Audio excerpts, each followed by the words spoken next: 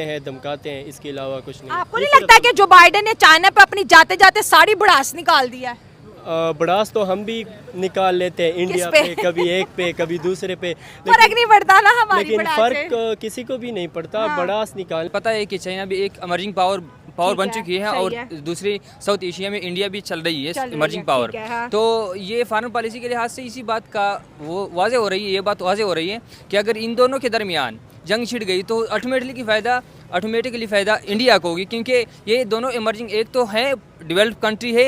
हर बंदा चाहता है कि भाई उसकी ट्रांसपोर्ट चले, मतलब कि उसका जितनी एक्सपोर्ट है सारी उससे हो। अब चाइना एक बड़ी इंडस्ट्री बन गया है। चाइना चाहती है कि पूरी दुनिया आके चाइना के साथ लिंक करे। वहाँ यूएसए जो है उसकी मार्केट डाउन हो रही है। हाँ। यूएसए चाह रहा है कि दुनिया हमसे आगे माल खरीदे अपना। उसके बाद रशिया देखें, रशिया भी एक बड़ी इकोनॉमी है। तो जब दुनिया तो फायदा तो तीसरे को हो गया ना, इंडिया। बिल्कुल इंडिया को इससे बड़ा फायदा होगा, इसीलिए दुनिया की थर्ड बड़ी इकोनॉमी बनने जा रहे हैं इंडिया हाँ। वाले। बिल्कुल इंडिया इन चीज़ों से अब निकल चुका है और काफ़ी आगे बढ़ चुका है। मैं इंडिया को इस वक्त दुनिया के 10 ताकतवर स्टेट्स में गिनता हूँ। और 125 बिलियन डॉलर की इंडिया और चाइना की ट्रेड है। डायरेक्ट इन्वेस्टमेंट इंडिया ने चाइना के अपने मुल्क के अंदर ला दी है। तो इंडिया की पॉलिटिक्स और वर्ल्ड पॉलिटिक्स, इंडिया की पॉलिटिक्स सॉफ्ट है, ठीक है, उसके अंदर जो है एक अलायंस है, स्ट्रेटेजिक पार्टनरशिप है। और अमेरिका की जो पॉलिटिक्स है उसमें एग्रेशन वर्ल्ड वॉर 2 के बाद देखा जा रहा है। तो इस वक्त पूरी दुनिया में बात हो रही है कि आखिर वाकई ये बात सच है कि हम वर्ल्ड वॉर 3 की तरफ जा रहे हैं। क्योंकि बड़ी इकोनॉमीज तो आपस में लड़ पड़ेगी। हाँ। जब दो बड़े आपस में लड़के गिर जाएंगे तो भाई तीसरा जो है फायदा उठा जाएगा। हाँ। तो इंडिया के लिए तो एक अच्छी न्यूज़ है। इंडिया को इस्तेमाल कर रहा था अमेरिका कि मैं इंडिया को प्रेफर करूंगा, चाइना को दबा लूंगा। चाइना जो है इंडिया को डराने के लिए कभी जासूसी गुब्बारे भेजता है तो कभी बहरी बेड़े भेजता है। ऐसे लगता है टॉम एंड जेरी जैसी लड़ाई है, लेकिन हमला कोई भी नहीं करता। ट्रेड बढ़ा रहे, 125 बिलियन डॉलर की इंडिया और चाइना की ट्रेड है। डायरेक्ट इन्वेस्टमेंट इंडिया ने चाइना के अपने मुल्क के अंदर ला दी है। तो इंडिया की पॉलिटिक्स और वर्ल्ड पॉलिटिक्स, इंडिया की पॉलिटिक्स सॉफ्ट है, ठीक है, उसके अंदर जो है एक अलायंस है, स्ट्रेटेजिक पार्टनरशिप है। और अमेरिका की जो पॉलिटिक्स है उसमें एग्रेशन वर्ल्ड वॉर 2 के बाद देखा जा रहा है। तो इस वक्त पूरी दुनिया में बात हो रही है कि आखिर वाकई ये बात सच है कि हम वर्ल्ड वॉर 3 की तरफ जा रहे हैं। जी, ये अगर आप इसे देखे जाए ना, आप लोगों को पता होगा कि एक हार्ड पावर है, एक सॉफ्ट पावर होती है। तो अभी अगर हम इंडिया की उसमें देखें तो वो सॉफ्ट पावर इस्तेमाल करके इमर्ज हो रही है। सॉफ्ट पावर इस तरह है कि वो यूएस से अपनी वो ले रहे हैं, एड वगैरह ले रहे हैं, और यूएस इसको दे रहे हैं इस वजह से कि फिर आपने उसको काउंटर करना है। यूएस इन्वेस्टमेंट दे रहा है, एड नहीं दे रहा इंडिया को। वो इन्वेस्टमेंट कर रहा है, उसको उसके ऊपर मेहनत कर रही है कि ताकि उधर साउथ एशिया में उसको काउंटर करे, चाइना को काउंटर करे। लेकिन असल में बेसिकली ये इंडिया ये भी सॉफ्ट पावर इस्तेमाल कर रही दोनों के साथ। वो दोनों को आपस में लड़ा रहे और ऊपर से वो दरमियान में निकलेंगी और इमर्ज होके एक डेवलप या सुपर पावर हो सकता है, सुपर पावर बन जाए। क्योंकि अब चाइना ने भी आर्टिकल छापा है कि भाई हमें तो सीरियस कंसर्न है कि ये अमेरिका ने, बाइडेन ने जाते जाते तोहफा दे दिया चाइना को। देखिए बिल्कुल ऐसे ही पावर की गेम है, मनी की गेम है। हर बंदा चाहता है कि भाई उसकी ट्रांसपोर्ट चले, मतलब कि उसका जितनी एक्सपोर्ट है सारी उससे हो। अब चाइना एक बड़ी इंडस्ट्री बन गया है। चाइना चाहती है कि पूरी दुनिया आके चाइना के साथ लिंक करे। वहाँ यूएसए जो है उसकी मार्केट डाउन हो रही है। हाँ। यूएसए चाह रहा है कि दुनिया हमसे आगे माल खरीदे अपना। उसके बाद रशिया देखें, रशिया भी एक बड़ी इकोनॉमी है। तो जब दुनिया तो फायदा तो तीसरे को हो गया ना, इंडिया। बिल्कुल इंडिया को इससे बड़ा फायदा होगा, इसीलिए दुनिया की थर्ड बड़ी इकोनॉमी बनने जा रहे हैं इंडिया हाँ। वाले। क्योंकि बड़ी इकोनॉमीज तो आपस में लड़ पड़ेगी। हाँ। जब दो बड़े आपस में लड़के गिर जाएंगे तो भाई तीसरा जो है फायदा उठा जाएगा। हाँ। तो इंडिया के लिए तो एक अच्छी न्यूज़ है।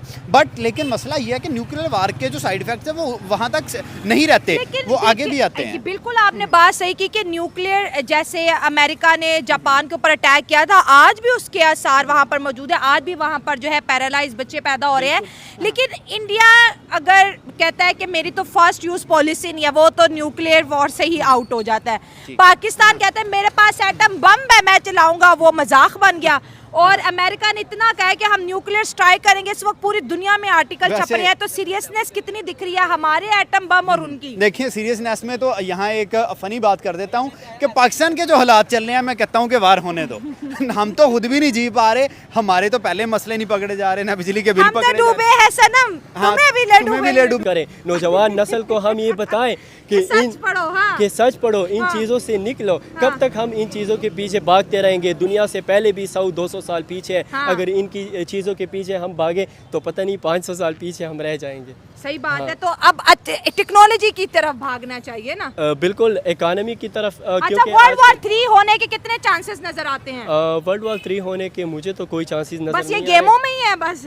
बस ये सिर्फ बातें हैं एक स्टेट दूसरे को एग्रेशन दिखाने के लिए ये सब कुछ कर रहा है, अपनी इन्फ्लुएंस बढ़ाने के लिए कर रहा है, रियलिस्टिक अप्रोच खबर तो के ये लिए। है कि 2030 तक इंडिया और चाइना की भी जंग होने की बातें हो रही नहीं, हैं। ये जस्ट बातें हैं। मॉडर्न जो वर्ल्ड है वो इकानमी की तरफ बढ़ रही है।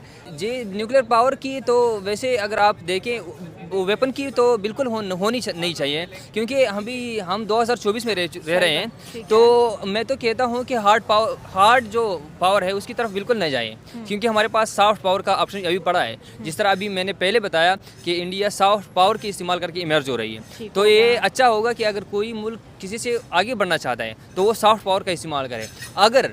अगर वो किसी न्यूक्लियर वेपन की तरफ जाते हैं तो जाहिर बात है उनको भी नुकसान भुगतना पड़ेगा। ठीक है, और इंडिया की सॉफ्ट पावर है, इस वजह से कोई भी कंट्री उन पे अपना एग्रेशन नहीं दिखाती ना, उसको सब दोस्त मानते हैं। हाँ, इसी वजह से वो इंडिया जो है वो अपनी चालाकी की वजह से, जिस तरह वो चालाकी नहीं, स्मार्टनेस है, या जो उसका तारीख रहा है कि वो उन्होंने हर वक्त ये दिखाया है कि हम peace promote करते हैं। कि हम पीस प्रमोट करते हैं, और इसी पीस प्रमोट करने नारे का उन्होंने इतना फायदा उठाया कि अपने आप तो को भाई इंडिया की पॉलिटिक्स है ना, जी, यही तो हम कहते हैं भाई पाकिस्तान में लेके आओ। तो हम दुनिया को ये पैगाम देना चाहते हैं कि अगर आप किसी मुल्क ने आगे से बढ़ना है, किसी करते इंडिया वाले भी सब कुछ ही हैं। हाँ करते कि ना हमारे पहले मसले सॉल्व हो रहे हैं, ना हमारा कोई प्रेसिडेंट टिक रहा है, ना हमारा कोई वज़ीर आज़म टिक रहा है, ना वज़ीर आला टिक रहा है। तो मैं तो कहता हूँ कि वार होने दो। पाकिस्तानी कह रहे हैं हमने तो वैसे भी नहीं तरक्की करनी, अच्छी बात है, वार हो, दुनिया खत्म हो, सब जाए। देखें बिल्कुल ऐसा ही है, फनी वे में हम इसको ले तो हम ये बात बोल सकते हैं, लेकिन अगर ऑन सीरियस नोट बात करें तो आप एटम बम के साथ न्यूक्लियर वार का मुकाबला नहीं कर सकते। कहते हैं बुजुर्ग है या बूढ़ा है, लेकिन बाइडन ने जो बम गिरा दिया जाते जाते अप्रूवल दे दी है। बाइडन को नजर आ रहा है कि उसकी हुकूमत नहीं आएगी। अब दोबारा से डोनाल्ड ट्रंप वापस आने जा रहा है। जिस तरीके से मैं मिस्टर बीस्ट की लास्ट दिनों देख रहा था, दुनिया जानती है मिस्टर बीस्ट को, वो जो है वो क्या बात है डोनाल्ड ट्रंप के साथ इकट्ठा हो रहा है। उसके अलावा अगर बात करें एलन मस्क, जिसे भाई वो दुनिया का अमीर तरीन बंदा बनने जा रहा है, वो जाके डोनाल्ड ट्रंप के साथ मिल रहा है। तो जो बाइडन को नजर आ रहा है कि उसकी हुकूमत अब नहीं बनेगी, वो गिरने जा रहा है। तो जाते जाते वो कोई ऐसा पंगा करना चाह रहा है कि नहीं हुकूमत बने ही ना, यही रहे। फायदा उठाएगा। देखें जारी सी बात है, इंडिया की इंडस्ट्री कितनी बड़ी। मैं पिछले दिनों एक न्यूज़ देख रहा था, 16,000 गाड़ियां जो हैं वो जापान के अंदर इंडिया इंपोर्ट करने जा रहा है अभी, जबकि दुनिया की बड़ी इकोनॉमीज मौजूद हैं। जब दुनिया की बड़ी इकोनॉमीज आपस में लड़ पड़ेंगी, वो अपनी इंडस्ट्री पे ध्यान ही नहीं देगी, वो जस्ट आपस में लड़ते रहेंगे, लड़ाई करते रहेंगे, तो सारा फायदा इंडिया का ही है। दुनिया में जितनी ज़्यादा सेल या जितनी ज़्यादा प्रोडक्शन का काम है वो इंडिया से जाएगा, खाने से लेके, पीने से लेके, कपड़े से लेके, जूते से लेके, हर ईच एंड एवरीथिंग। जब इतना ज़्यादा प्रॉफिट इंडिया को मिलेगा, ऊपर से 150 करोड़ की आवाम है, वो तो सारे काम में लग जाएंगे। अमेरिका ठोकेगा चाइना को, पाकिस्तान इकोनॉमिकली जो है बर्बाद हो चुका है, तो इंडिया को तो तंग करने वाला फिर कोई बचा ही नहीं। बिल्कुल अकेला शेर है, अकेला शेर फिर घूमेगा जंगल के अंदर, कोई नहीं उसे पकड़ पाएगा।